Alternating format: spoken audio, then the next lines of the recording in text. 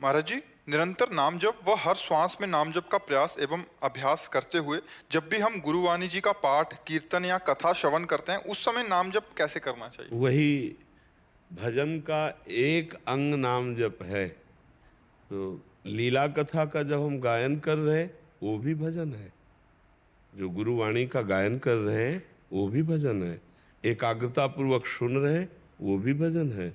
जब हम अपने गुरु सेवा में हैं या इष्ट सेवा में हैं, गुरुद्वारे में सेवा भी तो है ना, तो उस समय हमें शरीर से सेवा करनी है पर मन को नाम में जरूर लगाना है। लेकिन जब लीला कथा सुन रहे हैं तो उसमें शर्त नहीं कि नाम चलना चाहिए।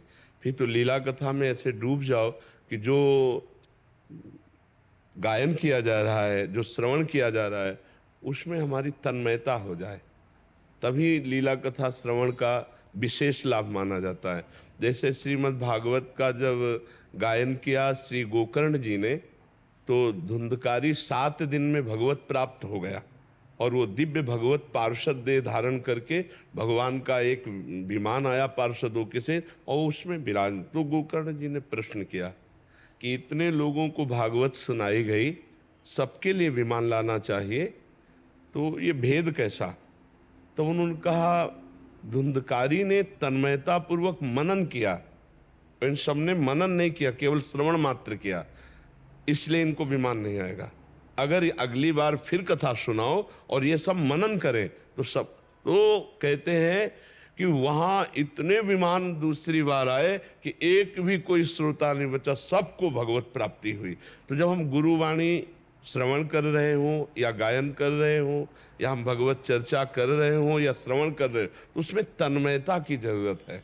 हम तन्मय होकर सुने, उस समय नाम जप ना चलना वो दोष नहीं माना जाएगा, वो एक ही अंग है। भगवान की प्राप्ति के लिए समर्थ है भगवान की कथा, समर्थ है भगवान का नाम, समर्थ है भगवान की सेवा, समर्थ है भगवान के प्रति समर्पण, समर्थ है भगवान का चिंतन स्मरण।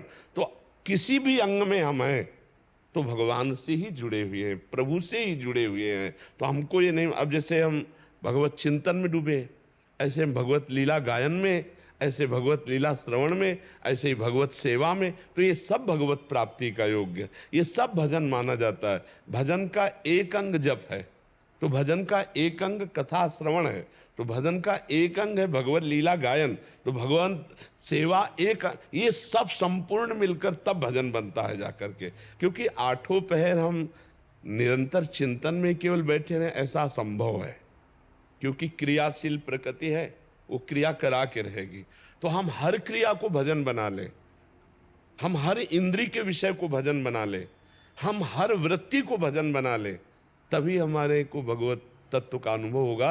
क्योंकि भगवान के सिवा जब कुछ रह न जाए, परमात्मा के सिवा कुछ रह न जाए, न सोच में, न दृष्टि में, न व्यवहार में, तभी वो भगवत प्राप्त होता है।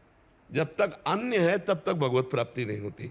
अन्य को अनन्य में ले आना है, एकमात्र भगवान का चिंतन, एकमात्र भगवान की लीला कथा, एकमात्र भगवान के लिए कर्म करना। संसार में कर्म किए बिना कोई एक क्षण भी नहीं रह सकता, तो हर कर्म को हमें भगवत स्वरूप बना देना है। समझ पा रहे? वो निरंतर भजन ही माना जाएगा। जैसे हम तन्मयता पूर्वक सेवा कर रहे हैं तो हो सकता है नाम छूट जाए, तो सेवा किन की कर रहे हैं? परमात्मा की तो कर रहे हैं। जो हम व्यवहार कर रहे हैं इसको भी हमें परमार्थ बनाना होगा। जैसे हम नौकरी कर रहे हैं या व्यापार कर रहे हैं या किसानी कर रहे हैं या जो भी कार्य कर रहे हैं, उसको हमें परमात्मा को अर्पित करना होगा, वो भजन बन जाएगा।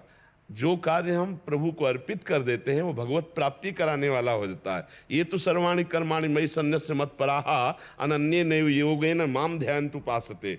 जो अनन्य भाव से, मेरी उपासना के भाव से सारे कर्म मुझको अर्पित कर देता है, तो भगवान कह रहे हैं वो भजन हो जाता है। तेसा माम समुद्धरता मृत्यु संसार सागरात, इस मृत्यु संसार सागर से मैं उसे पार करता हूँ। तो वो भजन ही है, उसमें चिंता नहीं करनी। हाँ, जब मन भागने लगे, लीला श्रवण कर रहे हो मन भाग रहा है, तो फिर नाम में लगाओ, नहीं तो कथा ही पर्याप्त है। उस समय लगे जब हम गुरुजनों की वाणी पढ़ रहे हो, गुरुजनों के चरित्र पढ़ रहे हो, महान भगवान की पवित्र लीलाएं सुन, तो उसी में इतना रस है कि पूरा मन तन्मय कर दे। अगर ऐसा नहीं हो रहा तो हम जहाँ भागे तो फिर उसे घसीट करके हम नाम में लगाते जाएं और कथा सुनते जाएं। बकाया रस तो तभी आएगा जब श्रवणेंद्री में ही पूरी वृत्ति लग जाए। जिनके श्रवण समुद्र समाना और कथा तुम्हारी सुभग सरिनाना, भरे निरंतर होई न पूरे। ऐसा रस आता है कि फिर रोमांच होने लगता है।